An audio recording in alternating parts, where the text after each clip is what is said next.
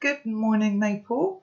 I hope you've all had a lovely weekend, and I hope this isn't too dark because I'm actually recording this at 7:45 on Friday night.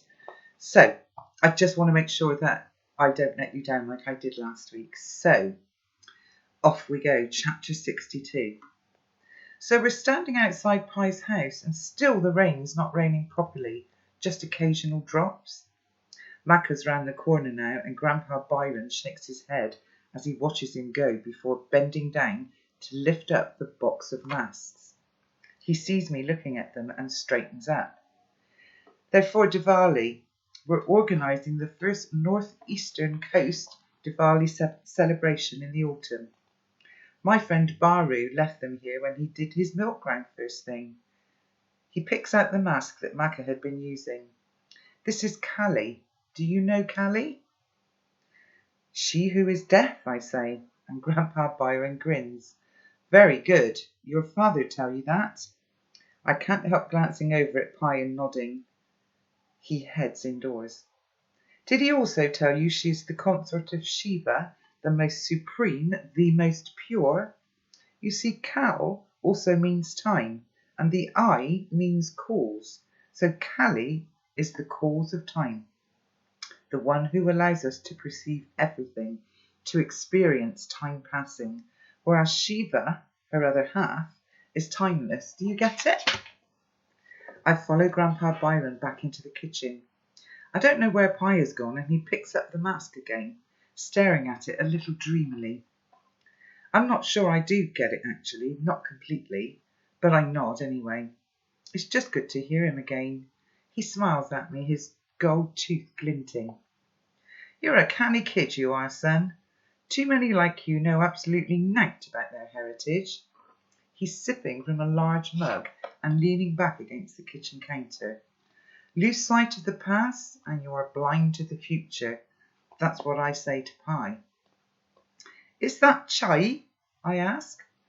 I have sort of moved across to where Grandpa Byron is standing, and I pretend to sniff the cup he's holding. Really, I'm trying to smell him, but it doesn't work. All I get is the whiff of the sweet, milky chai. Why, yes, it is. Do you want some? He turns to get another mug and pours from the steaming jug. That is so jolly splendid you like chai. I am hoping I'll meet your parents soon. What is your father's name? I don't get to reply because at that moment the answer comes back into the kitchen at a very welcome interruption. Can I show Al the fireworks, Daddy G? Pie's by the back door now with his hand on the handle. Go on then. Take these masks with you and put them on the shelf. Most of the houses on Pie's street have got a tiny shed in the back garden, just about big enough for a lawnmower to mow the tiny lawns. Pie's shed, though, takes up half of the outside space. Inside, just like the kitchen, it's full of stuff, yet it's still tidy. Even the shed windows are clean and not covered in cobwebs. It smells of fresh wood and old paint. On the floor, pushed up against the wooden wall, is a huge silvery metal trunk, like a cupboard lying on its side. Straining, Pie lifts up the lid. Check this out. Inside the trunk, it's packed to the brim with fireworks, but unlike any fireworks I've ever seen up close in my life. These are huge, cake-shaped drums with countless blue fuses, multicoloured canisters the size of a Pringles tube, and rockets that must have been nearly 2 metres long, dozens and dozens of them. I pick one up and hold it up to the light from the window, gasping at its weight. Wow, Diwali again. Yep, it's going to be the biggest firework display ever. You've got to come. My attention has wandered already, though, because propped up in the corner of the shed is the reason I am here, and my stomach gives a little lurch as I remember why. Chapter 63. It's a beautiful thing, is the lean green machine. When he was Dad, not Pie, told me about it, I had the idea that it was a tatty amateur affair. But it's not. It's awesome. The pram wheels are a bit rusty on the spokes, but otherwise it looks like one of the pictures in a book that tells you how to make it. but that the one you make yourself never looks as good as this. Olive green with a white stripe down the side, and there's even a cushion in the sit-on part. That's better than I ever imagined, I say with true admiration.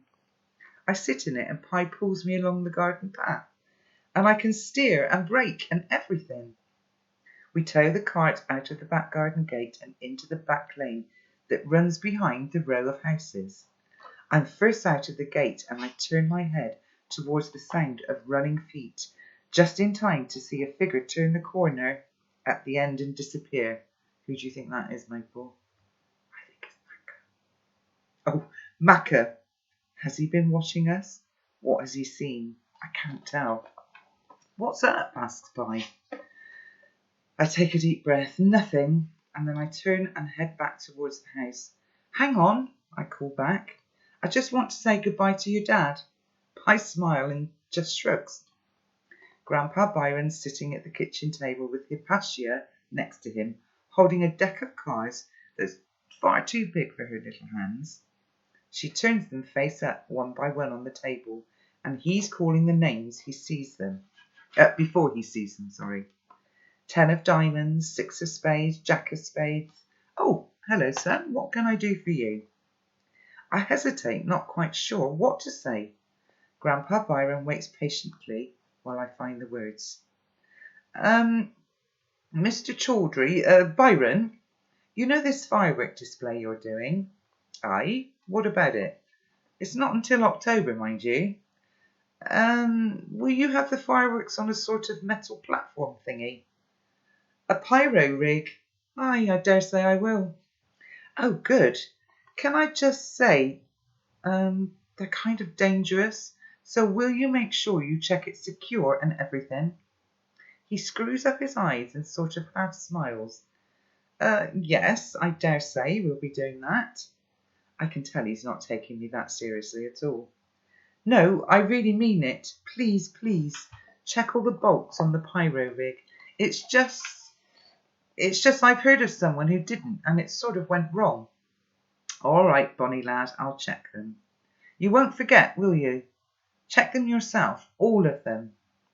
There's a longish pause while he looks hard at me to see if I'm serious. When he sees that I am, he slowly nods and grins. I won't forget. I can remember anything I want. For a lad who likes chai and knows about Cali, I promise I won't forget. I can tell that he means it. Well, thanks then. Bye. Bye, Al. Hypatia echoes him in her little girl voice. Bye, Al. I turn to go, but something makes me stop for a second. I check that Pi can't see me from his position at the end of the garden. I turn back and I throw my arms around Grandpa Byron in a big hug. He's really startled, I can tell.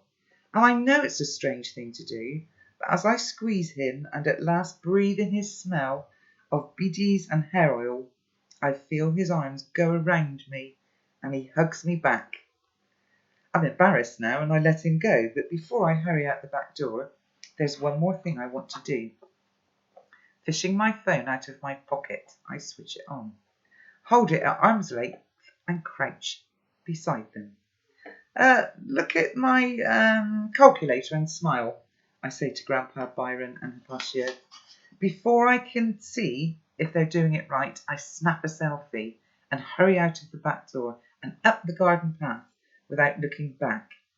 As I leave, I hear Grandpa Byron saying to Hypatia, I haven't got a clue, pet. Well, that's nice. Al's getting a little bit sentimental, isn't he? Because he knows that that's his Grandpa Byron, and I think he's missing him, and he's feeling a bit bad about how he left in his time, isn't he? So, but that's a nice place to leave it, Maple. So, I hope you enjoy this when you read it, and I will see you again on Tuesday morning. Okay then, take care. Bye. Bye.